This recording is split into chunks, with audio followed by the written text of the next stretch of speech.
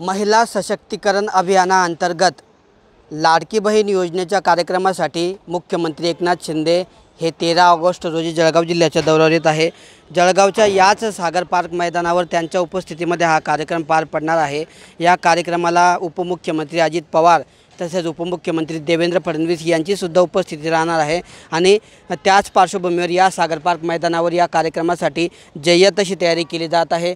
जवळपास 40,000 ते 50,000 महिला या कार्यक्रमाला उपस्थित राहतील असा अंदाज या ठिकाणी व्यक्त करण्यात आलेला आहे। आणि त्याच पार्श्वभूमीवर 2 दिवसापूर्वी मंत्री गुलाबराव पाटलांनी जिल्हा प्रशासनाकडून या तयारीचा आढावा घेतला होता आणि या कार्यक्रमाची जय्यत अशी तयारी या ठिकाणी सागर पार्क मैदानावर सुरू आहे।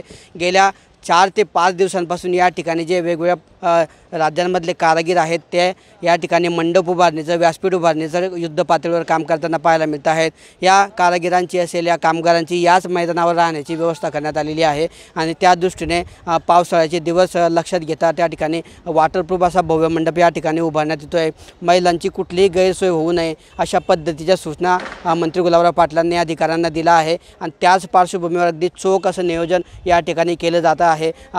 पावसामुळे या ठिकाणी चिखल झाला असेल तर ते मैदान सपाटीकरणाचं काम या ठिकाणी सुरू आहे। रोलरच्या माध्यमातून सपाटीकरण असेल, क्रेन मशीनच्या माध्यमातून वेगवेगळी कामं अशा पद्धतीने हे पेंडॉल उभारण्यासह या ठिकाणी वेगवेगळी कामं ही केली जात आहे आणि या जवळपास कार्यक्रमाची तयारी या ठिकाणी सुरू असल्याचं आपल्याला पाहायला मिळतं आहे। मुख्यमंत्री एकनाथ शिंदे हे जवळपास जळगाव जिल्ह्यामध्ये आतापर्यंत 11 वेळेस दौऱ्यावर येऊन गेले आहेत।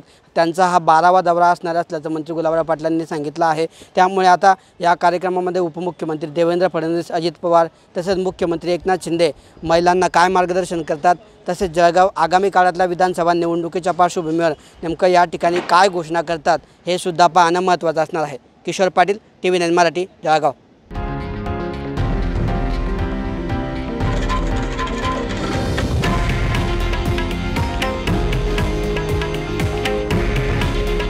हे आहे देशातील नंबर 1 न्यूज नेटवर्क आणि आपण पाहत आहात TV9 मराठी।